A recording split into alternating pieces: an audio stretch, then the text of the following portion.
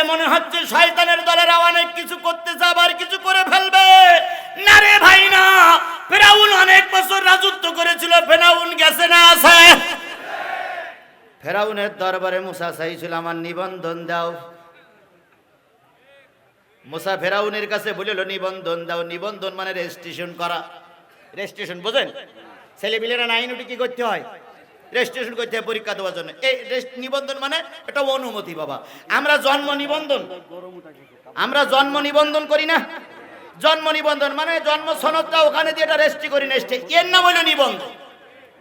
এখন রাজনীতি করতে গেলে একটা নিবন্ধন লাগবে, চলাফেরা করতে গেলে একটা নিবন্ধন লাগবে।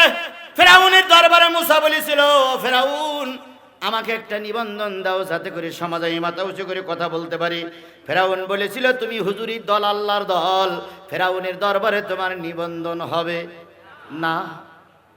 নমরুদের দরবারে ইব্রাহিম খলিলুল্লাহ জাতির আব্বা নিবন্ধন চেয়েছিল, নমরুদ নিবন্ধন দেয় নাই।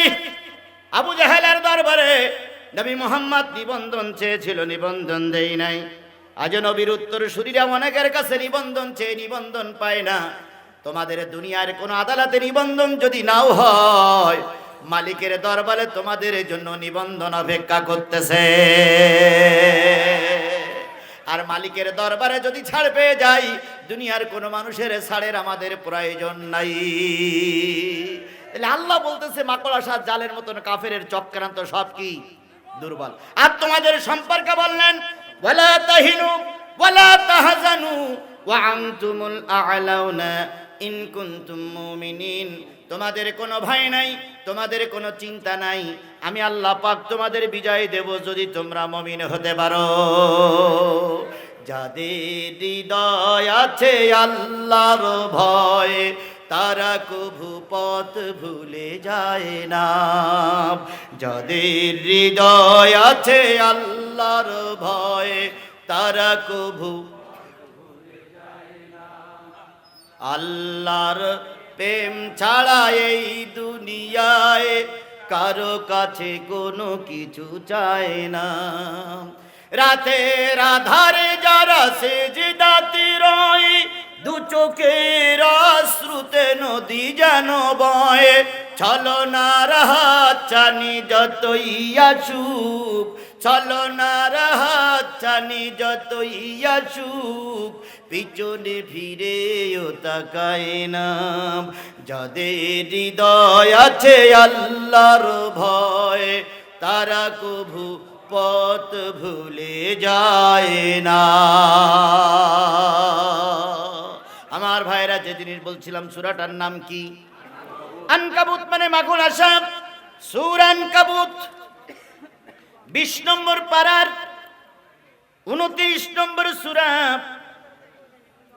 69টা আয়াত, 7টি রুকু। মক্কায় অবতীর্ণ সূরা সমূহের ভিতরে একটা অন্যতম সূরা।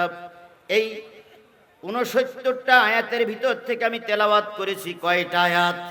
3টা আয়াত। আল্লাহ পাক বলতেছেন আলিফ লাম মিম আহাসিবান নাসু আয়ুতরাকু আয়াকুলু আমান্না ওয়া হুম লা ইফতানুন।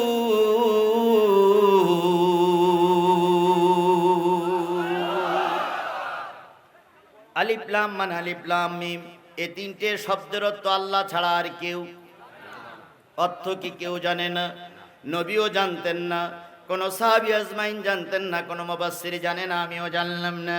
আহাসিবান নাসু মানুষকে মনে করেছে, আইতুরাকু এই কথা বলেই ধারণা করেছে, আয়াকুলু তারা বলবে আমান্না ওয়া হুম লা ইফতানুন, আমরা ঈমান এনেছি অথচ আল্লাহ তাদের কোনো পরীক্ষা করবে না। মানুষ কি ধারণা করেছে এই কথা বলে পার পেয়ে যাবে আমরা ঈমানদার, অথচ তাদের কি হবে না?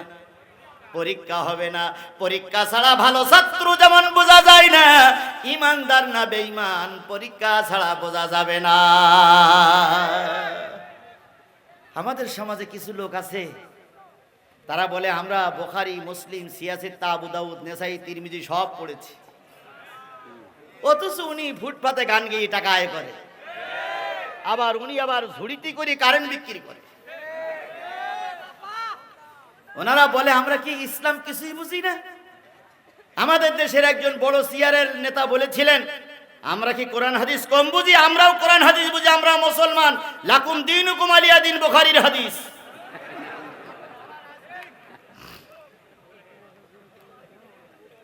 ইমানদার বললেই নাজাত পাওয়া যাবে না। ইমানদার হতে গেলে অবশ্যই পরীক্ষা দেওয়া লাগবে। কথা বলেন ঠিক না বেঠিক? আয়াকুলু আমান্না ওয়া হুম লা ইফতানুন। তুমি ইমানদার বলেছ অথচ পরীক্ষা হবে না, এটা হতে পারে না। এবার বলুন তো, ভালো ছাত্রের পরীক্ষা বেশি, ভালো ছাত্রের পরীক্ষা বেশি হয় না কম হয়? কি হয়? ইংরেজিতে কি মাস চলছে? নভেম্বর শেষের পথে। ক্লাস 10 পর্যন্ত ছেলে মেয়েদের পরীক্ষা হচ্ছে। কথা বলেন ঠিক না বেঠিক? পরীক্ষা হয়ে গেছে, নাই হবে, নাই হচ্ছে। 3টের একটা পরিবেশে হচ্ছে পরীক্ষা। এই পরীক্ষায় যারা ঠিক মতন লেখাপড়া করেছে তারা পরীক্ষার জন্য আনন্দিত হয়। কথা বলেন ঠিক না বেঠিক? আর যারা লেখাপড়া করি নাই তারা চিন্তা করে, আল্লাহ এবছরও যেন পরীক্ষা না হয়, এবছরও যেন করোনা দেখা দেয়।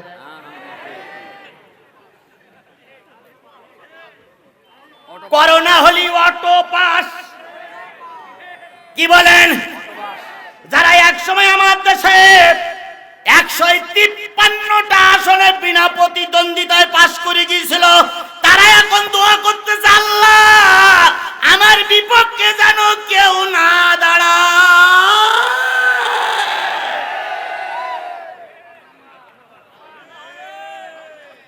কি পাস করবে? Auto pass. মাননীয় প্রধানমন্ত্রী আজকে দেখলাম একটা ঘোষণা করেছে, আজকে একটা দেশে, যে বিনা প্রতিদ্বন্দ্বিতায় পাশ করে আসলি তারে জেল খাটতে হবে। তার মানে প্রতিদ্বন্দ্বিতা করে পাশ করে আসতে হবে। প্রধানমন্ত্রী বলে দিয়েছে 153-51 জন যদি বিনা প্রতিদ্বন্দ্বিতায় পাশ করে তাহলে আর ভোট করা লাগে? ভাও কোটি কোটি টাকা খরচ করি, লাভটা কি? আর আমার দেশে এখন কুরবানির গরু বিক্রি হচ্ছে। কুরবানির গরু বছরে কয়বার ওঠে? একবারই ওঠে। আর যার টাকা বেশি থাকে সে কিনে নিয়ে আল্লাহু আকবার বলে দেয়। আমার দেশে রাজনীতি অঙ্গনে এখন কুরবানির গরু বিক্রি হচ্ছে। টাকা আছে বেশি, কিনে নিচ্ছে, নমিনেশন দিয়ে দিচ্ছে। এই যে খেলোয়াড় একজন নমিনেশন পাইলো, জীবনে রাজনীতি করেনি। তুমি বেটা রাজনীতির কি বোঝো? সারা জীবন নভেল নাটক করে আইছে, সারা জীবন সিনেমা জগতের লোক। ও রাজনীতি করেনি, ময়দানে মাইর খায়নি, ও ময়দানের লোকের সুখ দুঃখ বোঝে না। ও এখন ভোটে দাঁড়িয়ে এমপি হবে, এমপি হবে, এমপি হবে। এরা হলো কুরবানির গরু। টাকা দিয়ে কেনা বেচা হচ্ছে। কথা বলেন ঠিক না বেঠিক? যারা প্রকৃত রাজনীতি করে চেয়ারম্যান হয়েছে, এমপি হয়েছে, এদের সমাজে মূল্য কম। কুরবানির গরুর মতন কিছু লোক বেচা কেনা হচ্ছে। আমার ভাইরা, আল্লাহ বলতেছে যে কাজে যাও পরীক্ষা দিয়ে যাও, তাতে সুফলাফল আসবে। কথা বলেন ঠিক না বেঠিক?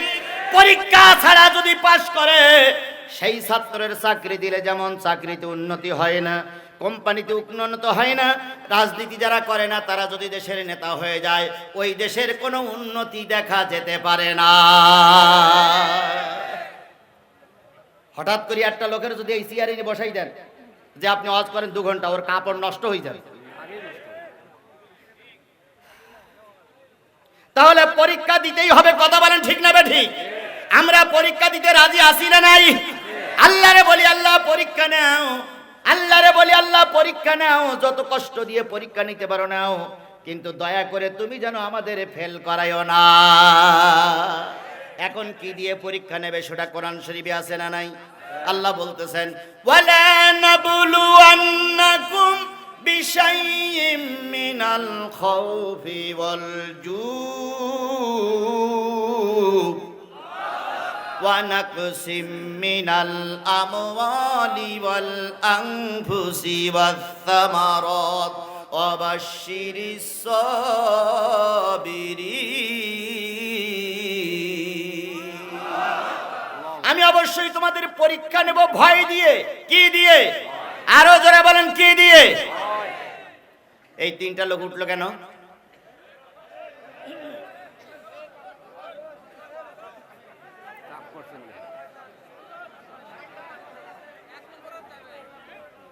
শোনেন, আমি কিন্তু সময় বলেই দিয়েছি, কমপক্ষে 30,000 লোক আমার সামনে বসে আছেন। এই 30,000 লোকের থেকে এরকম 3টে চানাপুটি উঠে গেলে কারোর কোনো ক্ষতি হবে? কিন্তু ওনারা কপাল পড়ে চলে যাচ্ছে। কতগুলো লোক দাঁড়াই আছে, বসার জায়গা পাচ্ছেন, আর আপনি উঠে যান মিয়া। উঠেই যদি যাবেন তো মাহফিলে এসে বসলেন কেন? কোরআনের মাহফিল থেকে শয়তানেরাই চলে যেতে পারে, কোন মুসলমানের বাচ্চা চলে যেতে পারে না। এখানে কোরআনের আলোচনা হচ্ছে, আপনি কোন সাহসে ওটা চলা করেন? এগুলো বিয়াদব। আমার মোনাজাতের আগে আর যদি কেউ ওঠে তার জোর করে ধরবেন, আস্তে করে বসাই রাখবেন। যদি পায়খানা পেশাব হয় ওদিক তো হয়ে যায়।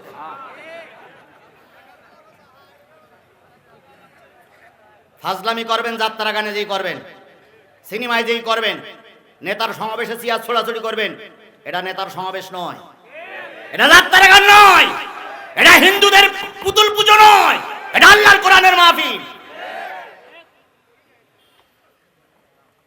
আল্লাহ পরীক্ষা নেবেন কি দিয়ে? আরো ধরে বলেন কি দিয়ে? ভাই দিয়ে। কিসের ভয়? কিসের ভয়? আল্লাহর ভয়। কার ভয়? আল্লাহর ভয় যাদের দিলে আছে তারা কখনো ভেঙে পড়ে না। এখন আল্লাহর ভয় কি আপনাদের দিলের ভিতরে আছে? আছে? বুকে হাত দিয়ে বলেন তো আছে? ভয় আছে? আছে? আমারও আছে। কিন্তু দেখেন সমস্যা কি, এখানে 30,000 লোক আমরা ওয়াজ শুনতেছি, আর মহিলা যে কয় হাজার আল্লাহই ভালো জানে। মহিলা যদি 20,000 হয় তাহলে 50,000 লোক আমরা কোরআনের কথা শুনতেছি। হঠাৎ করে যদি শিবগঞ্জ থানা থেকে 4 জন পুলিশ আসে, আসুক তো বলতেছেন, 4 জন পুলিশ এসে এই পাশে এসে যদি এই চেয়ারে বসে রিভলভারেরটা রেখে দেয়, আর যদি বলে হুজুর বাড়ি কোথায় আপনার,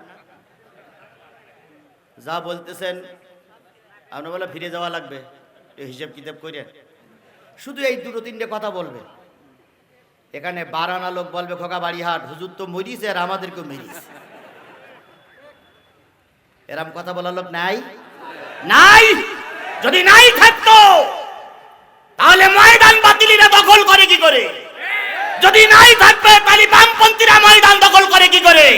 তুমি আর আমি কোরআন নিয়ে ময়দানে নামলে বাতিলের জুতা পাই দেওয়ার সময় পাই না। জাতি বড় হতভাগা, জাতি বড় হতভাগ। চোরেরা ডাকাতিরা রাজত্ব করে বেড়াচ্ছে, আর আলেম ওলামারা জেল খেটে মরতেছে। বুবুলি বলে একজন নারী বিয়ের আগে মা হলো।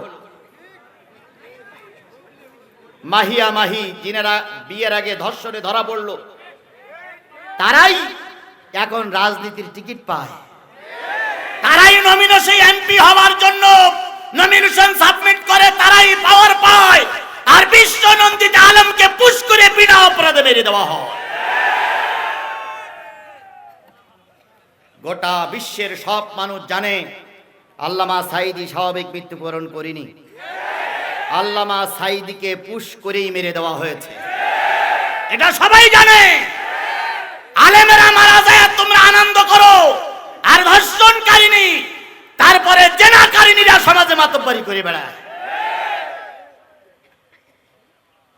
আমি আমার কোরআন শরীফ ছুঁয়েই বলতেছি, সত্য কথা বলতেই হবে আমাকে।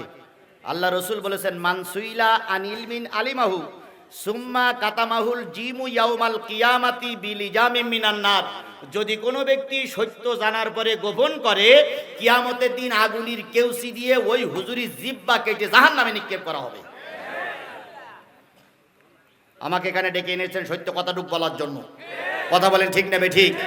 আমি কোরআন শরীফ শপথ করে বলতেছি, 2014 সালে আমি ভোট দিতে পারিনি। 2018 সালে আমার ভোট দিতে যাবার আগেই ভোট কাউন্টার হয়ে গেছিল রাত্রি। আমি কোরআন শরীফ শপথ করে বলতেছি। সুতরাং এবার 2024 সালে আমি ভোটটা দিতে চাই। কথা বলেন ঠিক নেবে ঠিক? কোন দল ক্ষমতায়, কোন দল নেতৃত্ব পেল, আর কোন দল নমিনেশন পেল, ওটা আমার জানার বিষয় নয়। আমার মনোনীত প্রার্থীকে আমি 2024 সালের জানুয়ারি মাসে ভোটটা দিতে চাই। যদি কেউ বাধা দাও তাহলে বুঝবো তুমি এদেশের কলঙ্কিত মায়ের কলঙ্কিত সন্তান।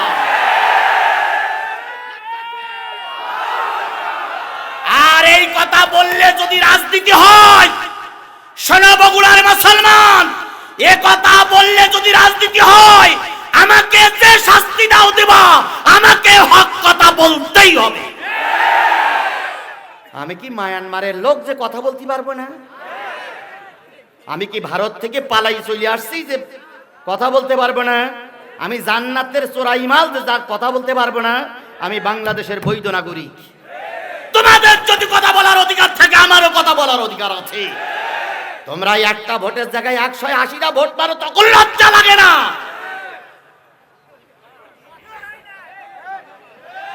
আর আমি কোরআনের কথাগুলো বললি তোমাদের এত কলিজায় জ্বালা চড়ে কেন?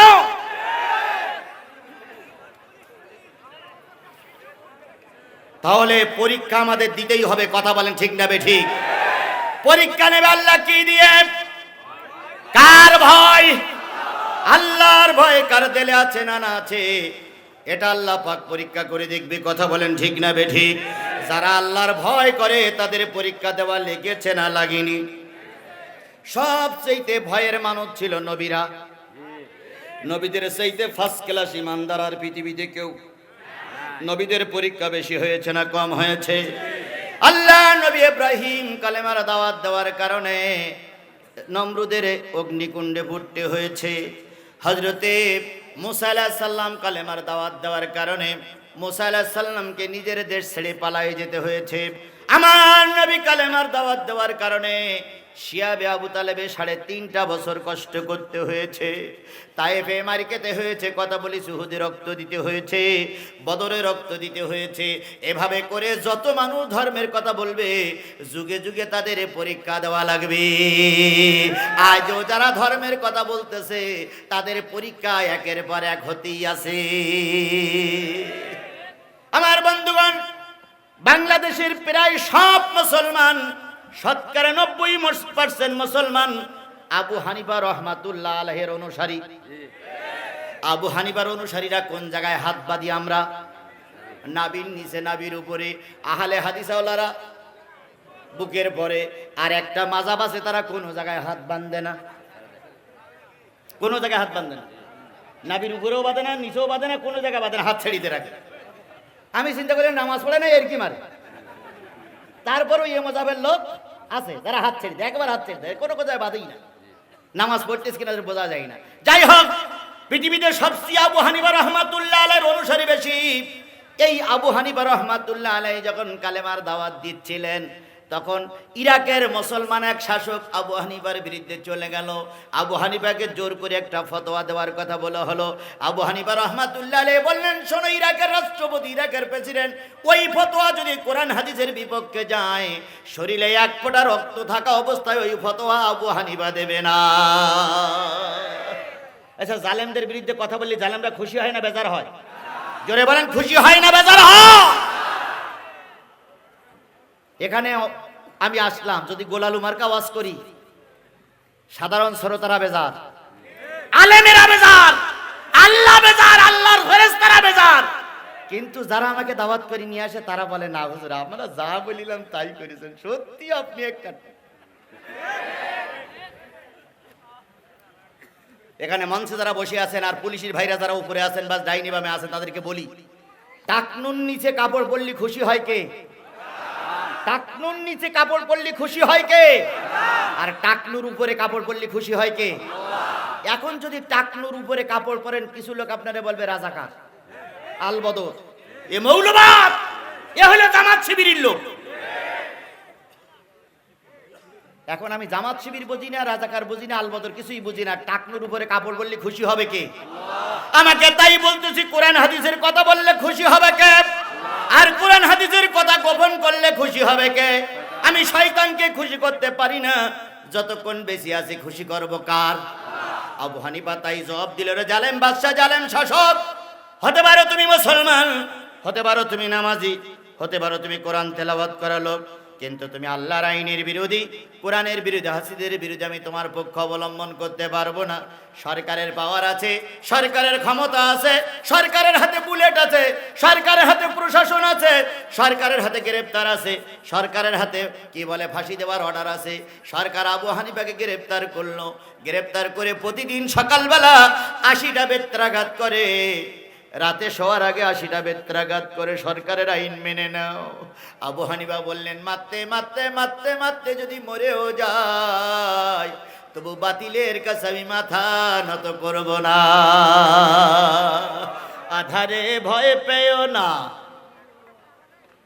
আধারে ভয় পেও না, আলো আছে আড়ালে, বাতিলেরা পালিয়ে যাবে তুমি রাস্তায় দাঁড়ালে।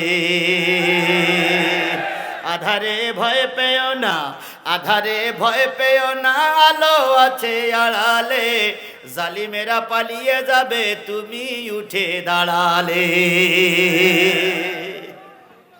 আবু হানিফা রহমাতুল্লাহ আলাইহি নিজেই একলা একলা যুদ্ধ করতে লাগলেন। সুবহানাল্লাহ বলেন। আমার ভাইয়েরা, এক পর্যায়ে জালেম সরকার, জালেম শাসক যখন দেখলো আবু হানিফা আমার মত মেনে নেবে না, তখন জালেম সরকার টার্গেট নিল নিজেই যাব আবু হানিফার সঙ্গে কন্ট্যাক্ট করার জন্য। বাদশাহ নিজেই আসলেন, এসে আবু হানিফার সঙ্গে কন্ট্যাক্ট করতেছেন। এদিকে আবু হানিফার বুড়ি মা বেঁচে ছিলেন। তিনি জানলার কাছে এসে, জেল দারোগার কাছে এসে বলতেছে, আমাকে একটু ছেলের সঙ্গে দেখা করতে দাও।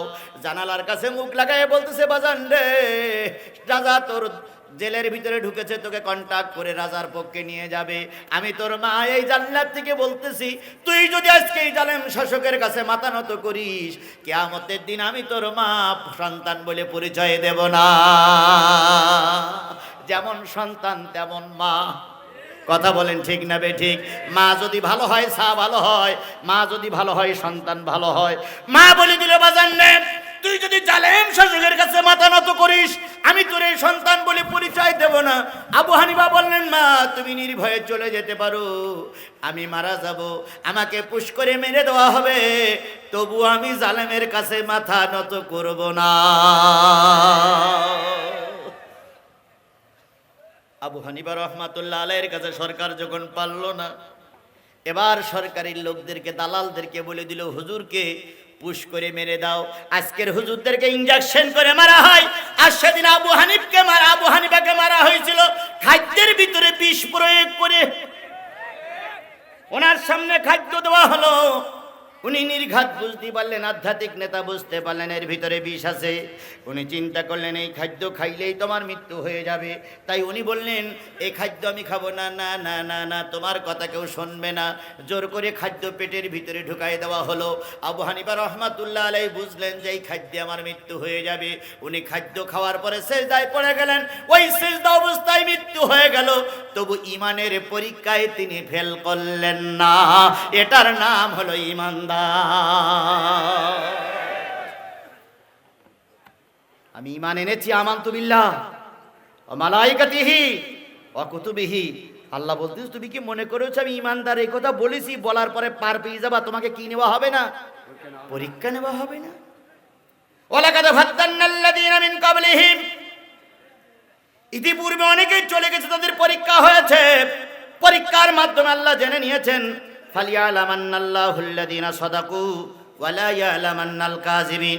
আল্লাহ পরীক্ষার মাধ্যমে জানতে চায় কে সত্যবাদী আর কে মিথ্যার উপরে আছে। টুপি মাথায় দিলেই যদি মুসলমান হওয়া যায়, আবু জেহেল ছিল মুসলমান। আবু জেহেলের মাথায় টুপি ছিল? ছিল।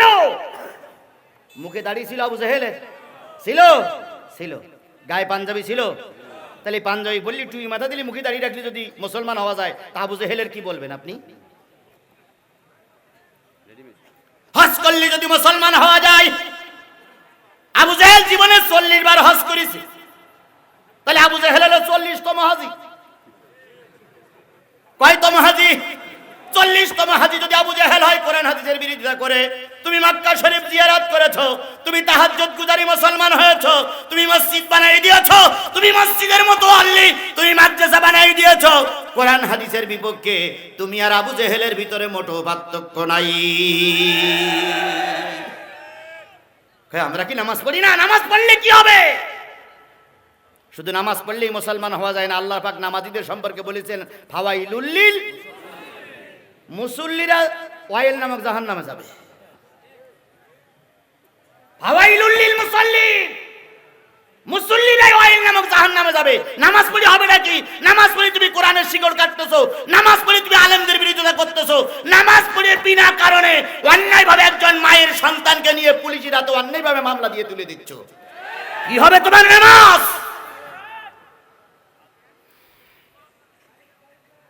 নামাজ পড়লেই মুসলমান হওয়া যায় না। এই যে দাড়ি আমি রেখেছি রাসূলের সুন্নাত, কিয়ামতের দিন কোনো দাড়ি রেখে না দোজখে যেতে পারবে না। দাড়ির প্রশ্নটা বড় প্রশ্ন নয়, প্রশ্নটা হলো আমলের প্রশ্ন। কথা বলেন ঠিক না বেঠিক? আল্লাহ তাই বলতেছে, আমি জেনে নিতে চাই কারা সত্যের পক্ষে আছে আর কারা মিথ্যার পক্ষে আছো। দাড়ি থাক টুপি থাক ওটা বড় প্রশ্ন নয়, প্রশ্ন কারা কোরআনের পক্ষে আর কারা কোরআন বিরোধী। আব্দুল আজিজ দেহলভী নাম শুনেছেন আপনারা? আব্দুল আজিজ দেহলভী রহমতুল্লাহ আলাইহি ভারতবর্ষের একজন বুজুর্গ আল্লাহর ওলি ছিলেন। মুহাদ্দিস আব্দুল আজিজ দেহলভী রহমাতুল্লাহ আলাইহি।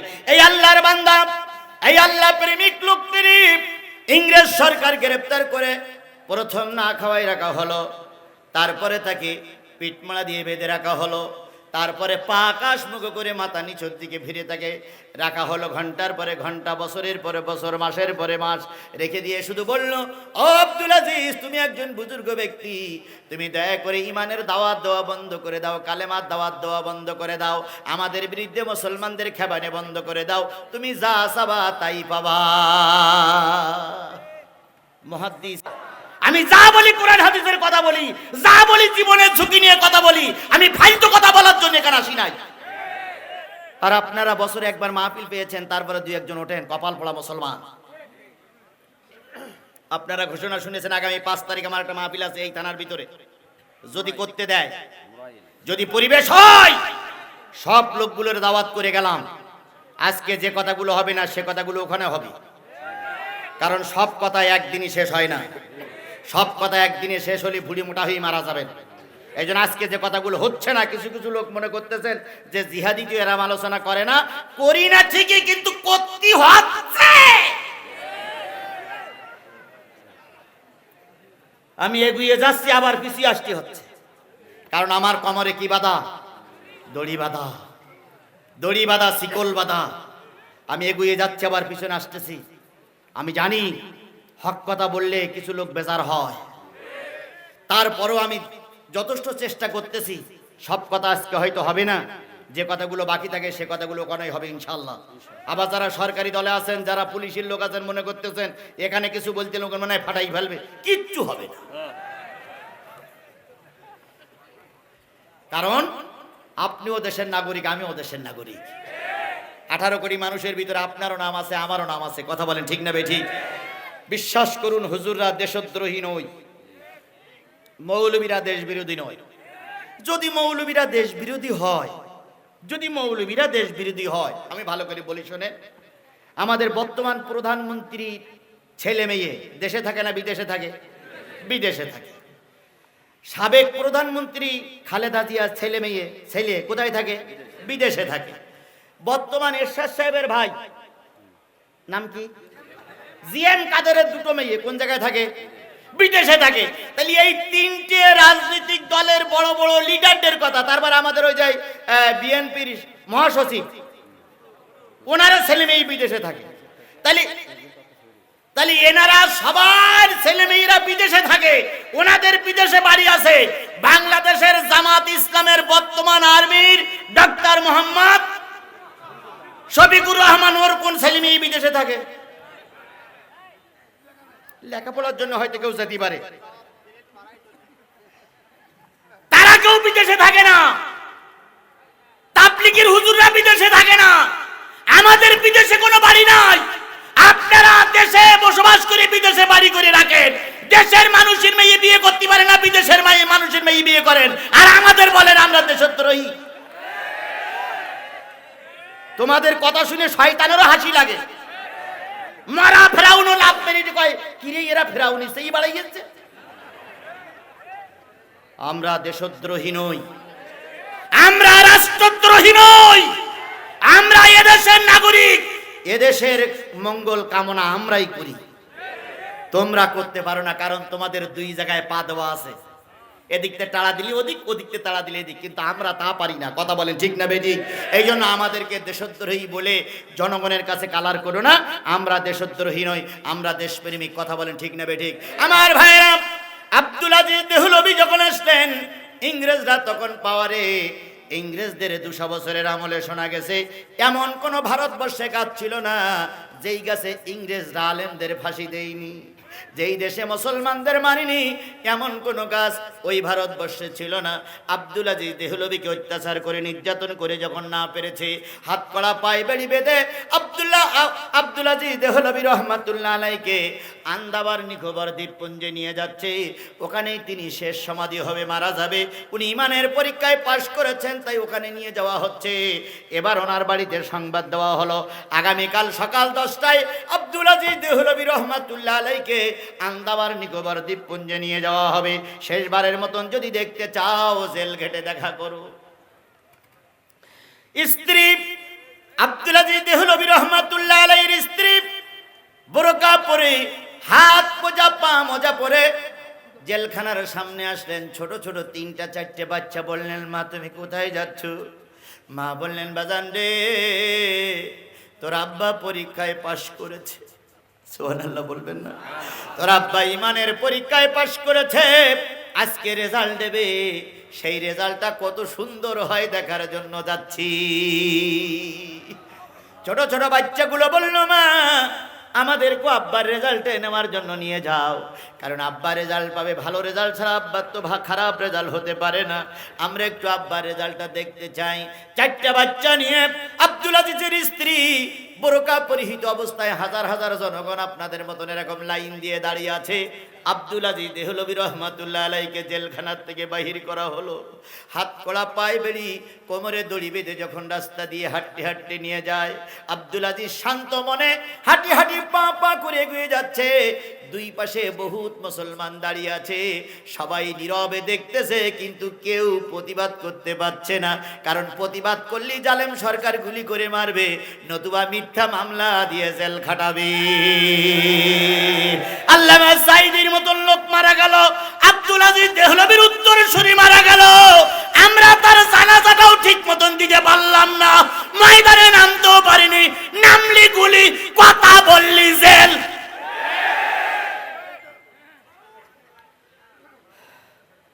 ইংরেজদের গালিগালাজ দেয়, ইংরেজদের চাইতে কঠিন ইংরেজ আজকে পৃথিবীতে জন্ম নিয়েছে।